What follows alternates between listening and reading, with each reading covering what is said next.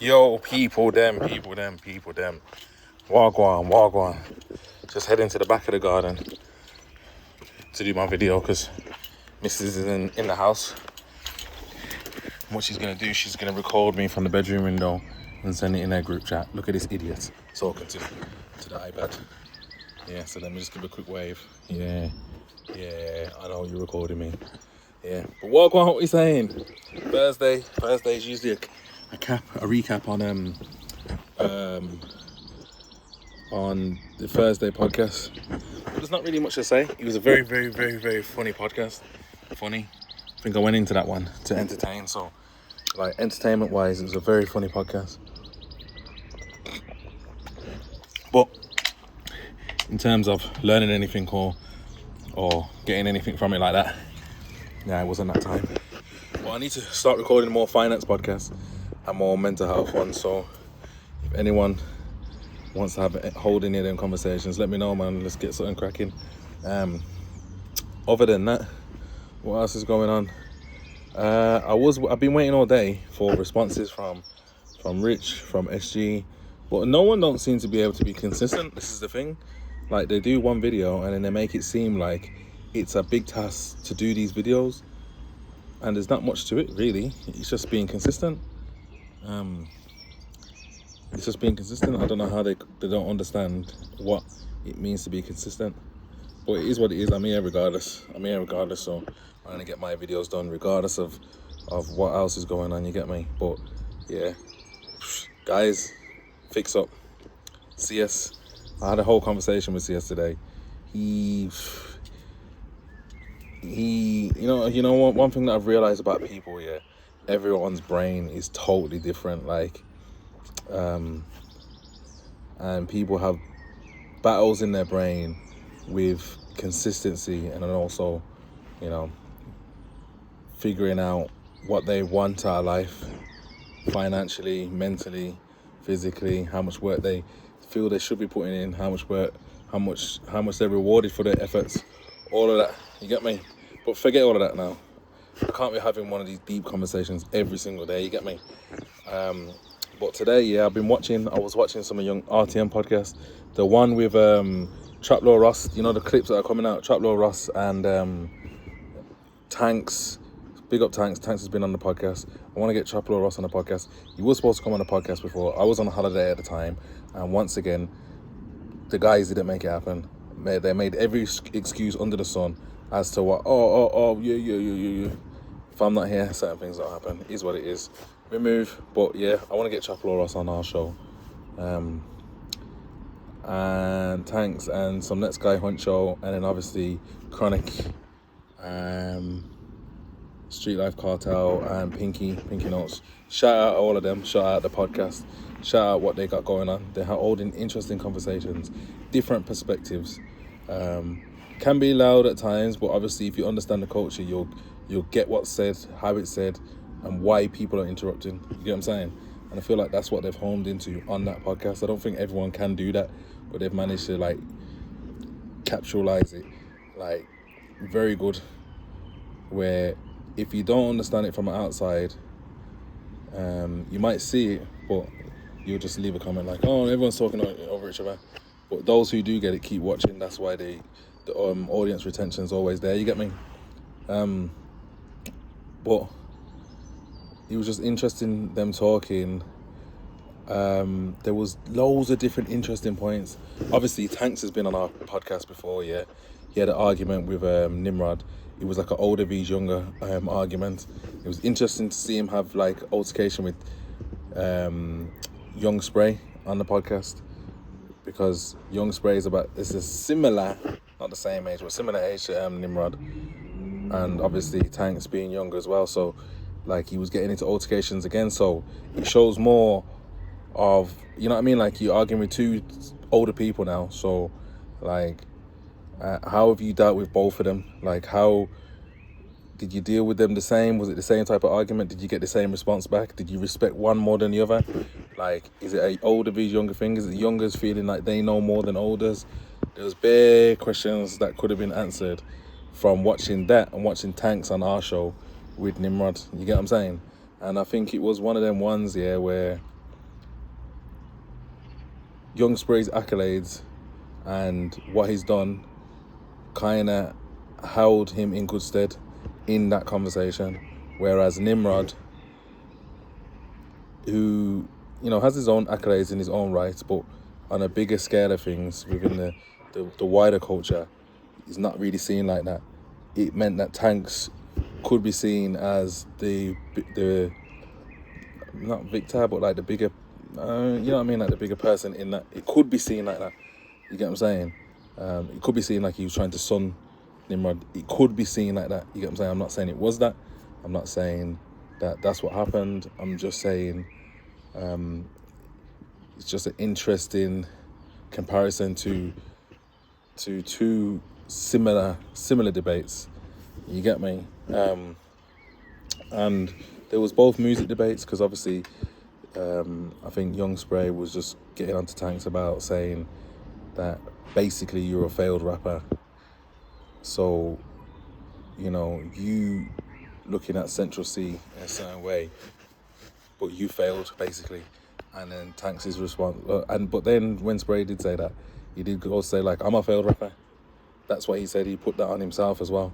So it's not like he was saying it and then not looking at himself in comparison. And I feel like when they're saying failed, like, I don't know how you can fail as a rapper. Like, I think it's like in comparison to ones that have travelled very far with their accolades, maybe like number ones in music charts and all that. You get me? But everyone's got their different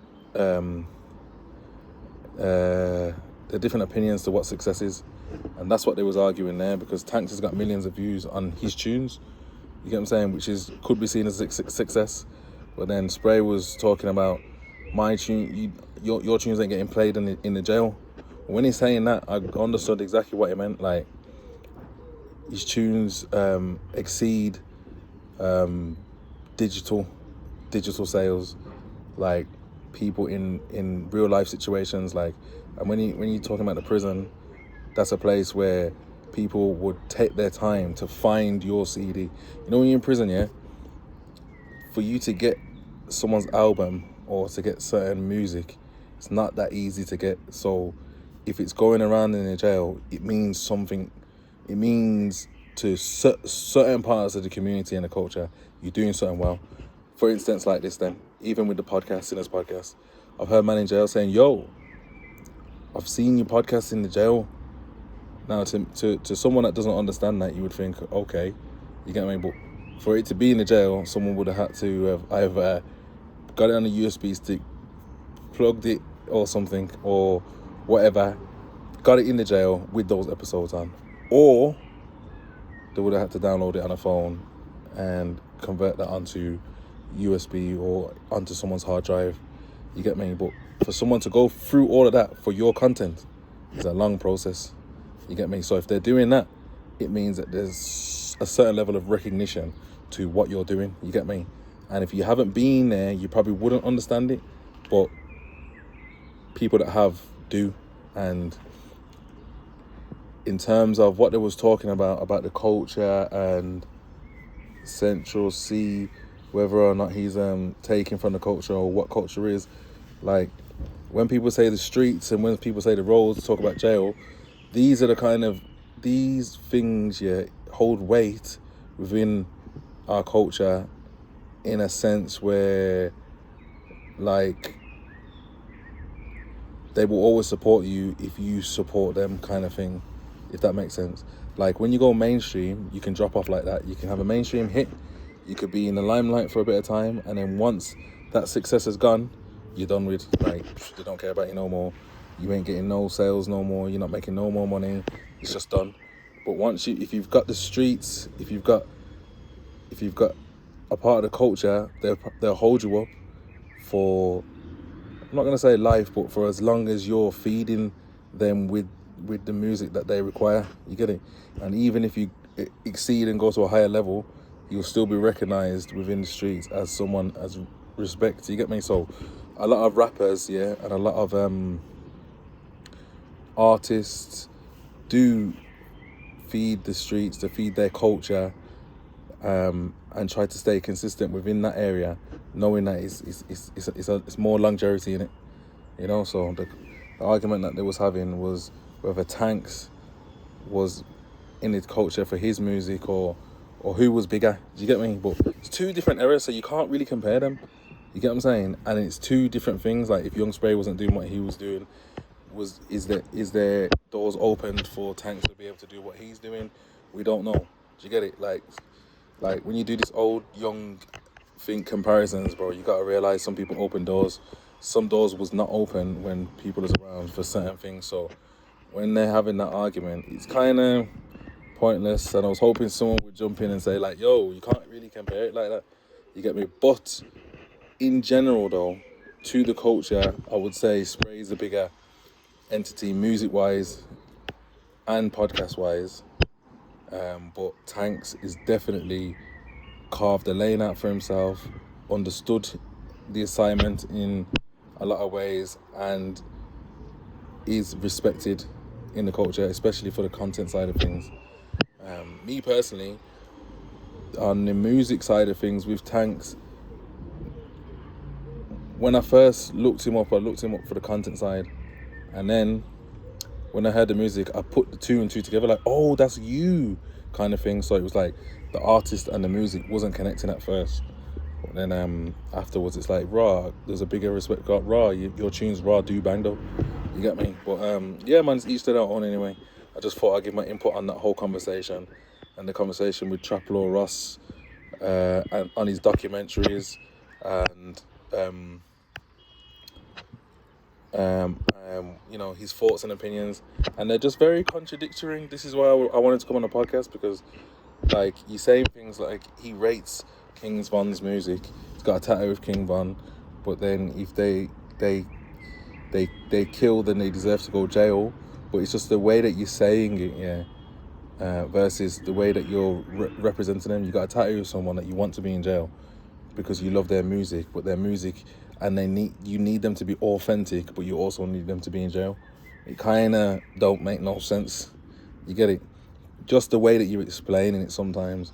Same with like the whole Little Dirk situation. Like you're saying there's innocent bystanders in some of the things that he would have done with the murder to hire trials. Like Little Pab was innocent, but I understand where the others were coming from. Like you don't know certain things and you're speaking on them like you know. You get it? Or you've not understood how people could see things, and you're coming from a very outside of the culture interpretation, but then with Central C, you're adamant he's not about that life. How can you be so sure? How can you say that? You can't say that. How would you know? You wouldn't know that. You get me? And I do get it, man. I do get it. I personally think that the documentaries that I've watched from my man have been sick. You get what I'm saying? And even the content that he's doing now, it's very triggering. So it's very good. You get what I'm saying? You can't take anything too seriously. You get me? Can't take anything too seriously. But yeah, man, it's a good conversation. Obviously, not all the clips have come out yet. Not all the clips have come out yet, but it's a good conversation nonetheless. I'm gonna keep watching on, man, see what happens, man. But I rate all those guys, man. I rate all of them, man. I rate all of them, and and all of them have got interesting opinions also. You get me? So yeah, man, you like just keep doing your thing, man. Keep doing your thing. I'm gonna keep doing mine. Soon be in them positions there. You get me? But other than that, man, yeah, man, I'm done. As I said, CS, you still need to do what you need to do. Rich ain't done a video today, and USG, so stop with your F3 and get your consistency out. And if you're not already, guys, like, share, and subscribe. And also, the teas are here, man. DM me for a tea, man. I'll get that sent to you, man. We're ripping Foundry Gym as well. Come on, Chelmsford Wood all day. Don't forget to like, comment, share, and subscribe. Peace.